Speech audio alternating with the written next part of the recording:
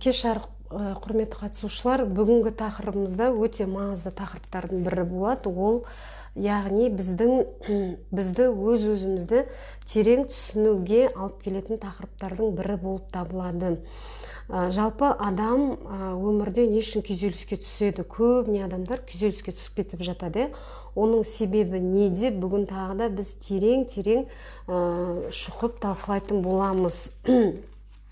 Адамның күйзеліске көп түсіп кететін себебі адам өзінің өмірінде бір нәрсені идеализация дейді ғой, яғни бір жағдайды болмасын, бір нәрсені өзінің басты құндылығы етіп алып алады. Егер адам мысалы қандай да бір жағдайды құндылық етіп алатын болса, онда оның ойындағыдай болмаса, сол жағдай адам не істейді? Күйзеліске түсіп жатады. Енді сол құндылықтардың түрлеріне тоқталатын болсақ, олар 4 түрге бөлінеді. Ол ақшаға қатысты құндылық, яғни материалдық өмірге қатысты, ақша, байлық, бәріне. Біріншісі, екіншісі билік, яғни мансапқа қатысты құндылық, яғни билік, жұмыс, қызмет, осыған байланысты құндылықтар. Үшіншісі, қарым-қатынасқа байланысты құндылық. Қарым-қатынасы ол қалай болады? Яғни жақындармен қарым-қатынас, жұмыстағы қарым-қатынас, ата-анамен қарым-қатынас деген сияқты осындай құндылықтар. Төртіншісі ол денсаулық, яғни денсаулыққа байланысты құндылықтар. Енді бұны қазір біз терең талдап өтетін боламыз. Терең талдайтын болсақ, осы 4 құндылықты айтып өттік, яғни байлық, билік, қарым-қатынас және денсаулық. Саламатсыз ба? 4 құндылық адамды басқаратын осы 4 құндылық. Егер осы 4 құндылығыңыздың егер сізде қайсысы біреу құндылық болатын болса, егер осы құндылығыңыз орындалмай жатқан кезде адам күйзеліске түсіп кетеді екен. Сонымен, яғни материалдық жағдайды құндылық етіп алатын адамдар қалай күйзеліске түседі? Яғни ол адам өзін ақшасы жоқ кезде, ол адам бір ойлаған үйін, ойлаған көлігі болмай жатқанда, болмаса бір бизнесі жүрмей жатқан кезде, болмаса бір тірлігі алға баспай жатқанда, яғни қаржыға байланысты өзінің бір әрекеті іске аспай жатқан кезде, ол адам көбірек күйзеліске түсіп кетеді.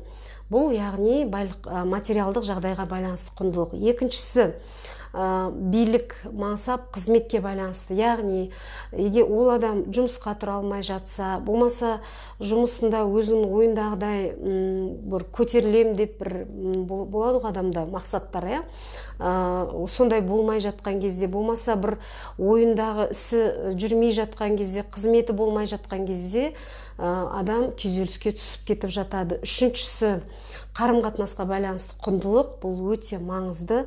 Адамдар көбіне осы қарым-қатынасты өзіне идеализация, яғни құндылық етіп алып алады.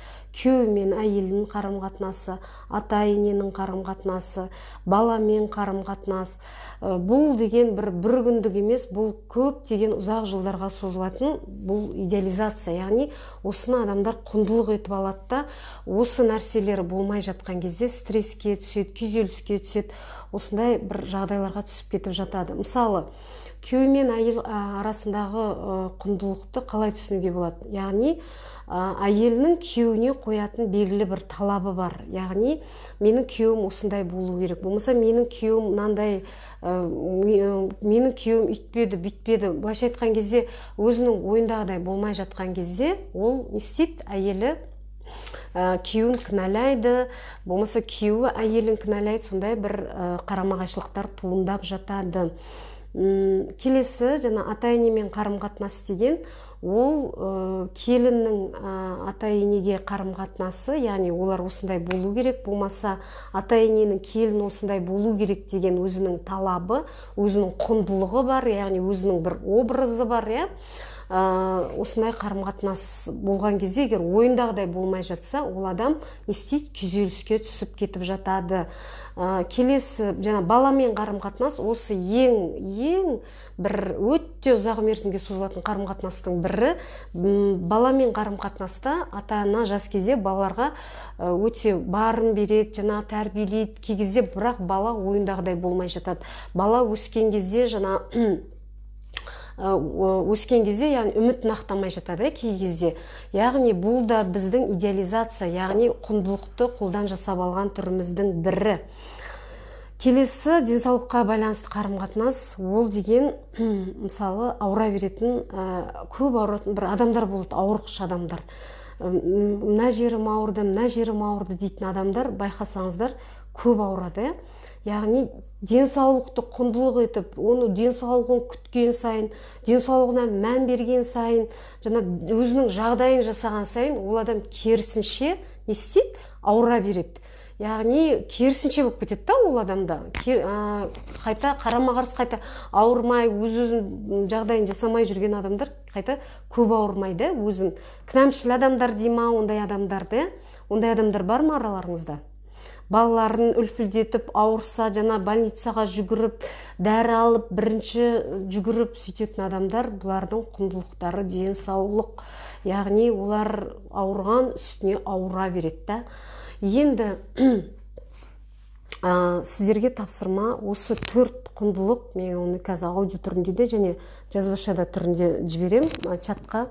Осы 4 құндылықтың қайсысы сіздерде бар? Осы жерде айта кетсеңіздер, егер сіздерде бар болса, білгім кеп отыр.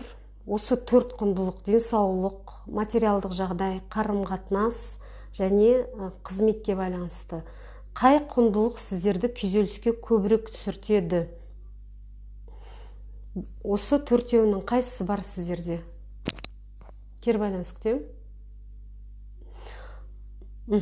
Адам бірден жауап бере алмайды бұл нәрсеге. Ойлану керек, қазу керек, өзіңізді таңертең тұрған кезде әсіресе өзіңізге сұрақ қою керек. Мені қай нәрсе күйзеліске түсіріп тұр? Қандай ой күйзеліске түсіріп тұр?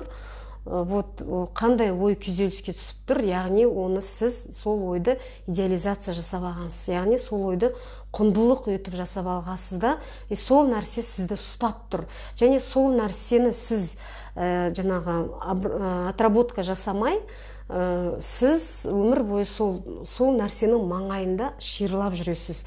Яғни оны сіз өткізбей, жібермей, жұмыс жасамай, өзіңізбен ол құндылығыңыз сізді өмір бойы басқарып жүретін болады. Түсінікті. Материалдық жағдай. Негізі материалдық жағдай бәрімізде құндылық. Негізі адамдардың көбінде, әсіресе Қазақстанда, материалдық жағдай бәрінде құндылық. Бірақ шын мәнінде материалдық жағдай құндылық болу керек емес екен мен соңғы жылдар түсіндім, соңғы уақытта десем болады. Себебі не үшін материалдық жағдай Қазақстанда құндылық деп саналады? Себебі біздің Қазақстанда біз көбіне рептильный мозг дейді ғой, яғни біз рептильный мозгпен өмір сүреміз. Біз адамдар көбіне маңдай жақ дейді ғой, ол жақ бізде бәрібір төмендеу. Швециямен салыстырған кезде, Япониямен салыстырған кезде бізде төмендеу. Не себепті? Біздің Қазақстанның негізі өмір сүру деңгейі бәрібір төмен. Бізде, яғни выживание, жан сақтау күйінде, яғни жеткізу, балаларым жетпей қалама, ертең тамағым болмай қалама деген сияқты, сондай бірде жан сақтау күйі бар да, бәрібір Қазақстанда сондай жағдай бар бізде. Бірақ осыны жан сақтау күйіміздің шын мәнінде енді бұрынғыдай емес қой, 90 жылдардағыдай емес, 30 жылдардағыдай ашаршылық жоқ.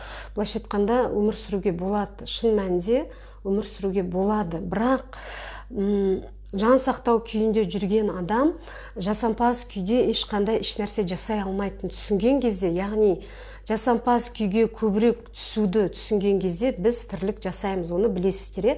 Ми сол кезде қимылдайды. Сондықтан жан сақтау күйден шығу маңызды, құндылығымызды түсіну маңызды, сол нәрсеге байланбауымызды түсіну маңызды. қарым-қатынас. Вот қарым-қатынасты отработка жасайсыздар. Яғни қарым-қатынас, кіммен қарым-қатынас? Күйеуіңізбен ба?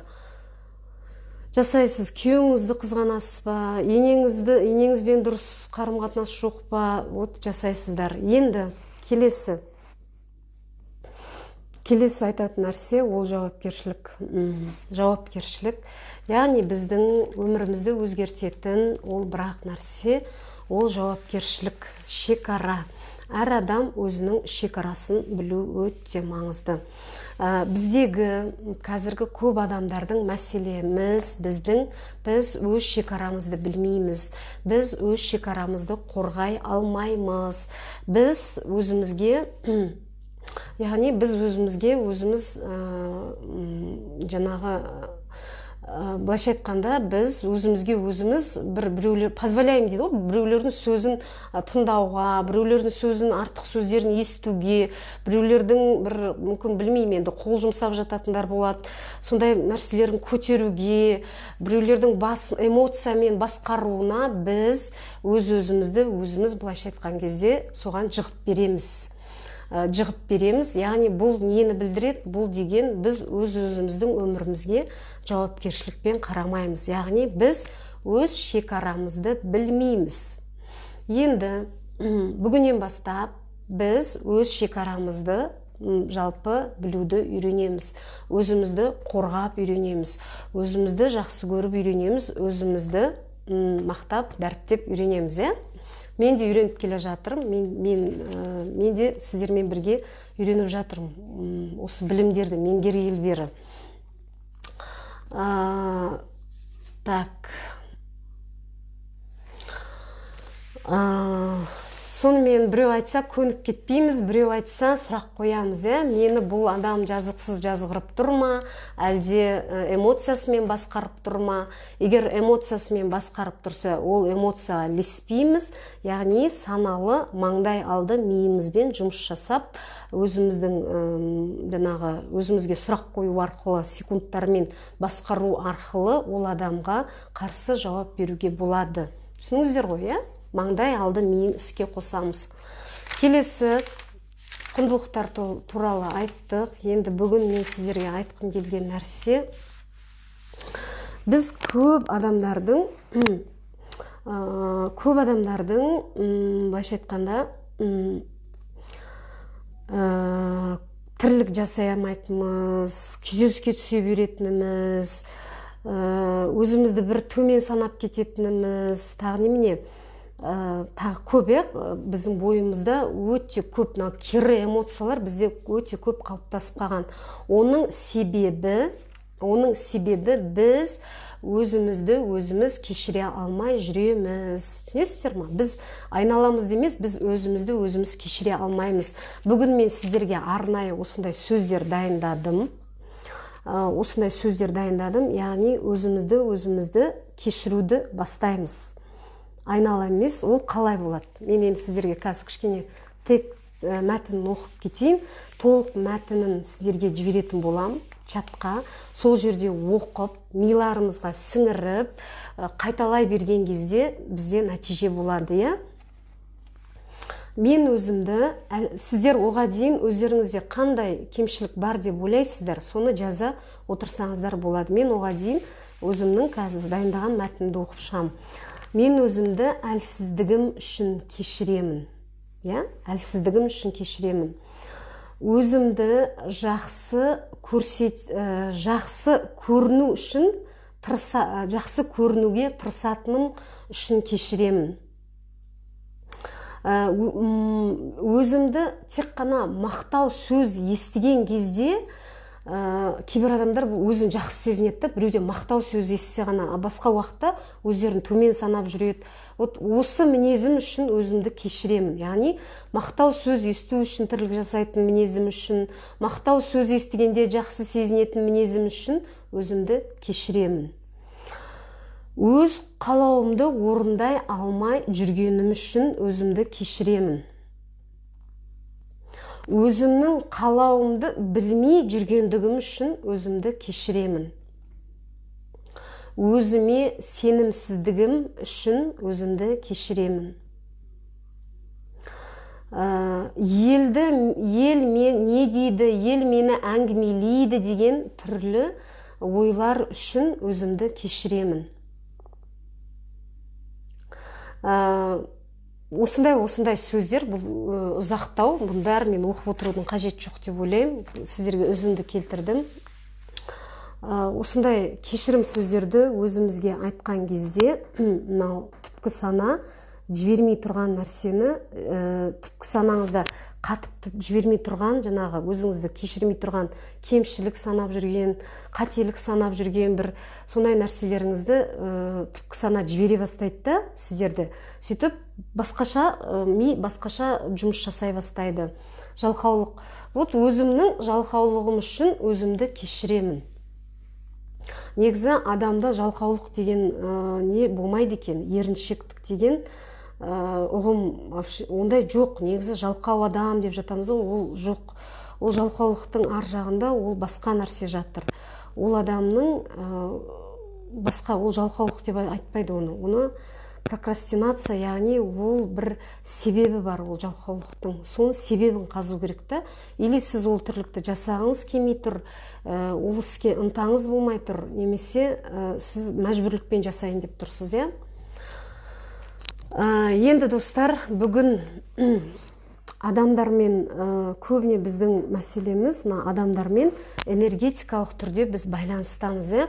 Осы энергетикалық байланыстарымызды үзу арқылы біз өзімізді жалпы адамдардан бөліп тастап үйренуіміз керек. Мен жаңа айттым ғой, шешім қабылдап, ол адаммен не ары, не бері жаңағыдай үзу керек. Біз көбіне адамдар бітеміз. Мысалы, біреумен ұрсып қаламыз, біреуден бір негатив сөздер келеді, біз энергетикалық түрде байланып қаламыз сол адамға.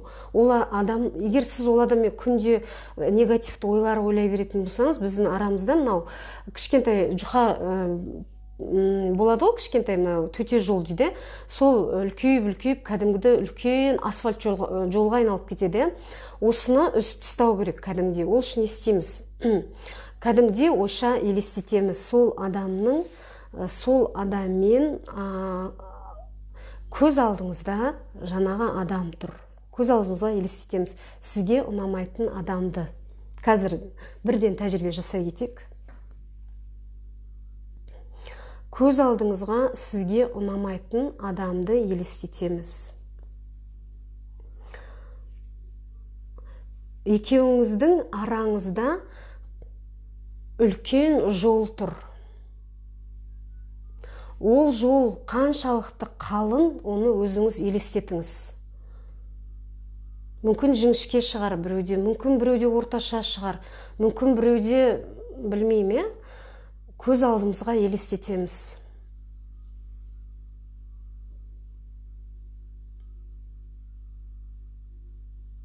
Елестеттік па? Енді сол жолды арамыздағы кедергіні, мүмкін ол жол емес шығар, мүмкін ол бір цементтен құйылып тастаған бір бетондар шығар, білмеймін. Енді әркімге әртүрлі нәрсе елестейді. Біреуге бір ағаш елестеуі мүмкін жолында. Кімге не елестейді, ол өзіңіздің санаңыз береді. Көзіңізге елестеткен кедергіні немен жойғыңыз келеді? Қолмен ба? Пышақпен ба, мүмкін қайшымен ба, мүмкін басқа балғамен ба, балтамен ба, кәдімгідей істейміз, бөле бастаймыз. Сол адаммен араңызда құрылған энергетикалық байланысты кәдімгідей бөліп тастаймыз. Бөліп жатырық па? Ойша, иә? Бөлген кезде біздің арамызда енді ол адаммен бұрынғыдай негативті энергетикалық байланысымыз үзіледі. Бізді енді ол адаммен ешқандай байланыстырмайды.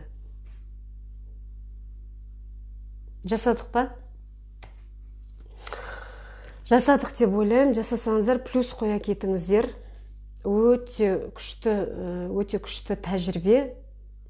кіммен бүгін, мысалы, дәл бүгін кіммен ұрсып келдіңіз, болмаса осы уақытқа дейін кімді кешіре алмай, ойыңызды шығара алмай жүрсіз, кімге деген ойыңызда бір негативтер бар, осындай бір немен кәдімгідей жаңағы адаммен энергетикалық байланысты үзіп тастаңыздар.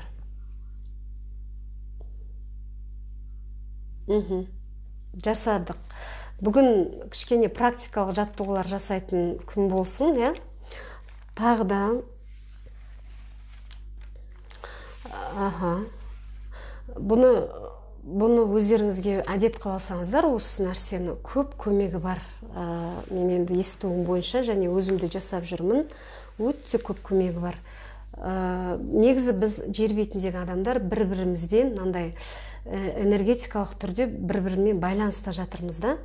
Сондықтан осы энергетика жер бетінде не үшін адамдар жақсы болу керек, жақсы ойлау керек, позитивті жүру керек дейді.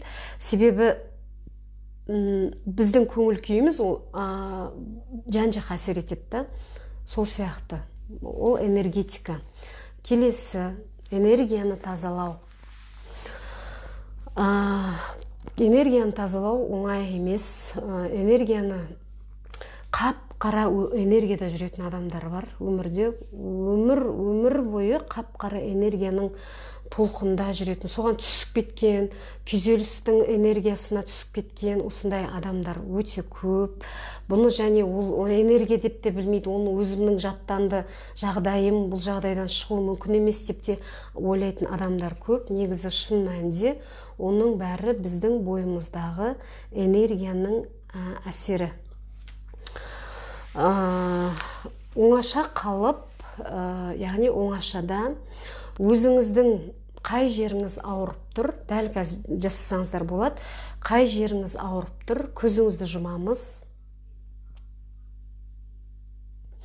Денеңіздің қай жері ауырып тұр, соған мән береміз.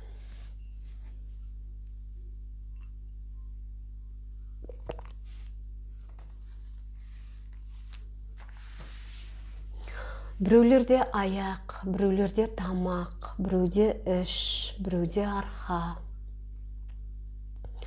біреуде қол, біреуде мойын.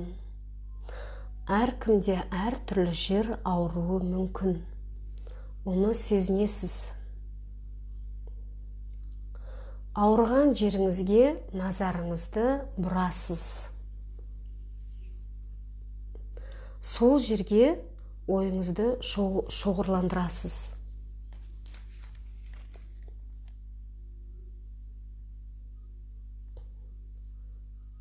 Іздейміз, қай жеріміз ауырып тұр.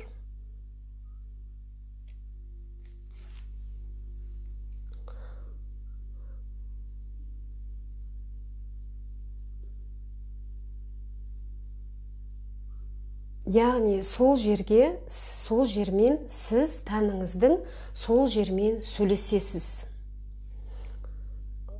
Қаяқ бүйрегіңіз ауырып тұрса, бүйрегім, мен сені жақсы көремін, кешіремін және жіберемін. Я? Басыңыз ауырып тұрса, басым, мен сені жақсы көремін, кешіремін және жіберемін. Қабылдаймын деген сөз қалып кетіпті. Қабылдаймын, кешіремін, жіберемін. Принимаю, пропускаю, прощаю. Осы сөздерді айтасыз, я? Қабылдаймын, жақсы көремін, кешіремін, жіберемін.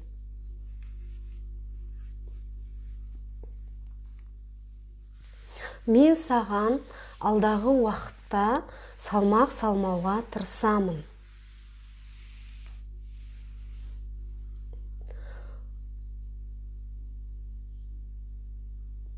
Осылайша тәніңіздің әр бөлігінде қай жеріңіз ауырып тұр, соның барлық бөліктермен сөйлесіп шығасыз. Бүйрегіңіз, басыңыз, қолыңыз, аяғыңыз, қай жеріңіз мазалайды, сол жерде кәдімгідей біреумен сөйлескендей сөйлесіп шығасыз.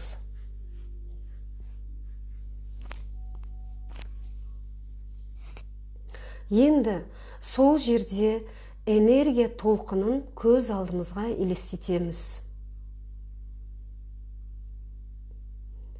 Яғни, егер бүйрегіңіз ауырса, бүйрегіңіздің маңайында энергия толқынын елестетіп, спираль тәрізді елестетіп, оны жоғары қарай шығарып жібереміз.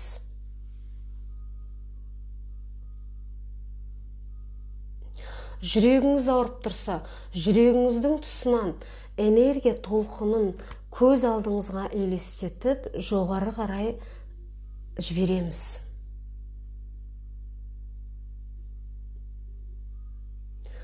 Менің бойымнан ауыратын жерімнің негативті әсерлері жоғары кетіп жатыр.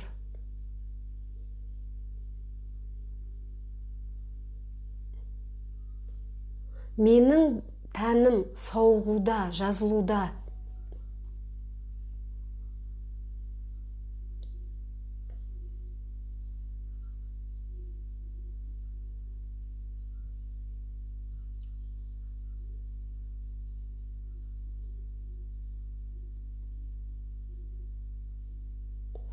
Менің тәнім сауығып келе жатыр.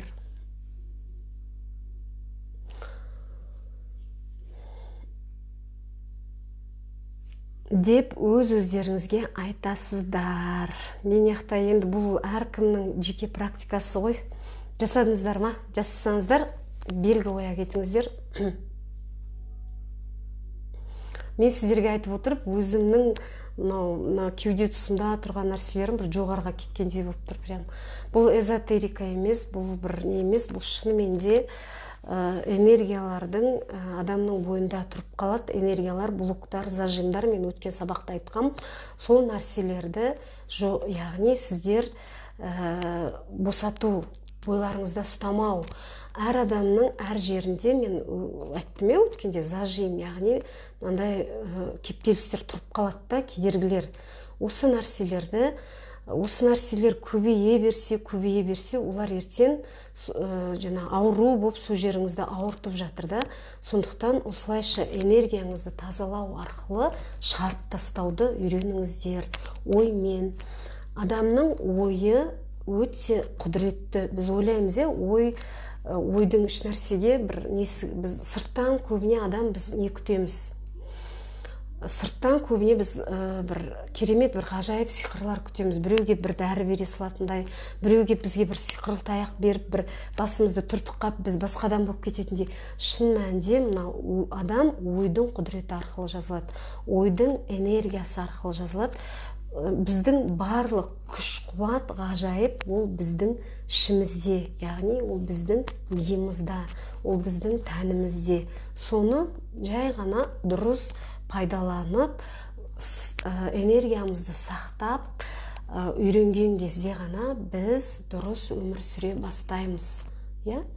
Яғни өзімізге дұрыс сұрақ қою, өзіміздің мәселемізді дұрыс түсіну, өзімізбен құрдан құр күйзеліске түсіп кетпеу, құрдан құр өз-өзіңізді айыптап кетпеу, құрдан құр эмоцияның басқаруына кетіп қалмай, шын мәнінде өзіңіздің ішкі дүниеңізбен жұмыс жасау арқылы нәтижеге жету, ол үлкен өзгеріске алып келеді, достар. Негізі чакра туралы білет деген ойдамын. Негізі оны келесі сабақта айтам деген. Келесі сабақта айтайын ба, бүгін айтайын ба? Қанша болды сағат уақыт, өзі сағатты да қарамай тұрып. Келесі сабақта айтайын, Бүгін қысқаша тоқталып кетейін.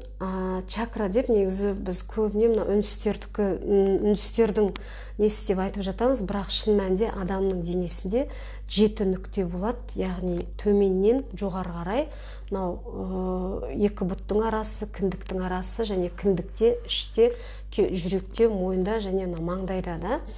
Осы 7 нүктесі жабылып қалған кезде адам, 7 жарық нүктесі жабылып қалған кезде адам жаңағы күйзелісте, стресске түсіп кететін. Сондықтан және төменгі нүктелермен өмір сүретін адамдар Екі бұттың арасындағы нүкте ол төменгі жыныстық қатынаспен байланысты. Онымен өмір сүретін адамдар көбіне соның маңайында, сол нәрсені ойлайтын адамдар. Яғни невежество дейді ғой. Яғни сондай және билік мансап қуатын адамдар іш нүкте, кіндіктің төменгі жағы, билік, қарым-қатынас, мансап құмарлық, энергия орталықтар, Лайық ханым дұрыс айтып отырсыз. Және адам неғұрлым осы үш нүктеден жоғары көтерілген сайын, жүрекке жеткен сайын, жүрек нүктесінен мойынға жеткен сайын адамның энергиясы көтеріледі және адам өз-өзін дұрыс басқара бастайды. Осыны естеріңізде ұстаңыздар. Яғни бұл құр бір айтылған нәрсе емес, Так, бүгін қанша болды сағат айтып жібересіздер ма? Мен ноутбугымды қоспай отыр екем.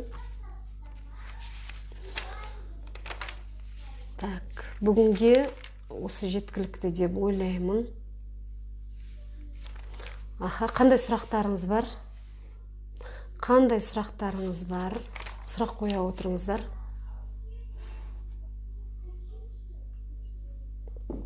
Сұрақ бар ма бүгінгі сабақтан? 23:06. Нормально. Жетеді уақытымыз, жақсы. Бүгінгі сабаққа қатысты, жалпы осы уақытқа дейінгі сабаққа қатысты қандай сұрақтарыңыз бар? Негізі келесі сабақты сұрақ-жауап деп тоқтатсам деп отырмын. Бүгін энергетикалық чакралар туралы айтпақшы, менің тыныс алу медитациясында айтқан, соны жіберейін бүгін. Эфир сақталады, Лайық ханым. Сол жерде толық айтылмасы айтылған негізі. Тыныс алу медитациясын көп жасау керек па?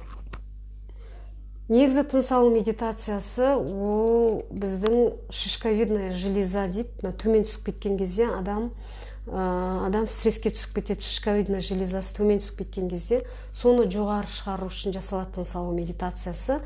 Екі бұттың арасын қысу арқылы жоғары шыққан кезде және тыныс алған кезде адам энергиясы жақсы басқара бастайды өзін. Көп жасау керек, әрине. Көп жасасаңыз өзіңізге жақсы ғой, таңертең, кешке. Сұрақ бар ма?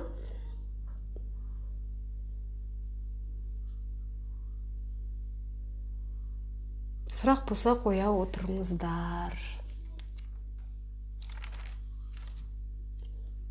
Мен бұл сабақтарды қаяқтан айтып алып отыр десеңіздер, Джек Маканди деген осы энергетикалық орталықпен айналысатын канадалық осындай бар, коуч, тренер.